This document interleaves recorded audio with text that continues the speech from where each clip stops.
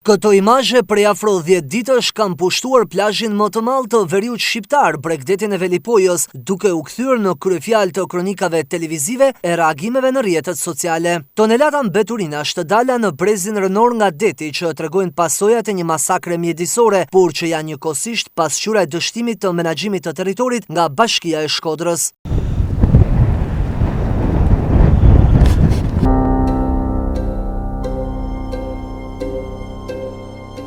Një nga zonat më të frekuentuara në Shqipëri nga turistët gjatë sezonit veror, thuajse nuk njihet më, pasi plazhi i cili do duhej të shërbente si oazë qetësie edhe në dimër, është mbushur me mbeturina, koma, qese, shishe dhe çdo mbetje tjetër që dora e njeriu ka hedhur në përlumenj pa e menduar dy herë.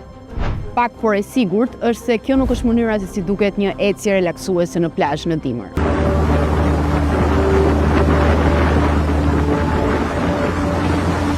Këto festa të nëntorit paradoksalisht ndërsa festohet e bën parada luksi nga Bashkia Shkodër, pa kilometra larg qendrës së saj, valvitet ky flamur i neglizhencës, dështimit dhe paaftësisë për të menaxhuar një prej vijave bregdetare më të rëndësishme të vendit. Pushuese e qytetarë që zgjedhin edhe gjatë dimrit të vizitojnë Velipojen apo që kanë shtëpitë e tyre atje, janë përballur me këto imazhe që nuk i kanë hije një territori turistik si Shkodra. Çuditërisht kryebashkiakut Benet Beci dhe stafit të tij nuk i ka dalë koha në këtë ditë të dërgoj fadromat dhe punëtorët për të pastruar vijën bregdetare të Velipojës, pasi kohën e kanë patur të zënë me propagandën kuqezi, që nuk mbulon këtë skandal mjedisor në këtë pasuri turistike kombëtare si Velipoja. Siç duket, ata presin që deti t'i tërheqë sërish pas këto mbetje, duke e thelluar më tej katastrofën mjedisore që i shkaktohet vijës bregdetare të Velipojës, që këtë ditë është kthyer në kartolinën e shëmtuar të asaj se çfarë arrin të bëjë dora njerëzore e kombinuar me neglizhencën institucionale. Mbeturinat shqiptare kanë përfunduar edhe në brigjet e tjera të vendeve fshinje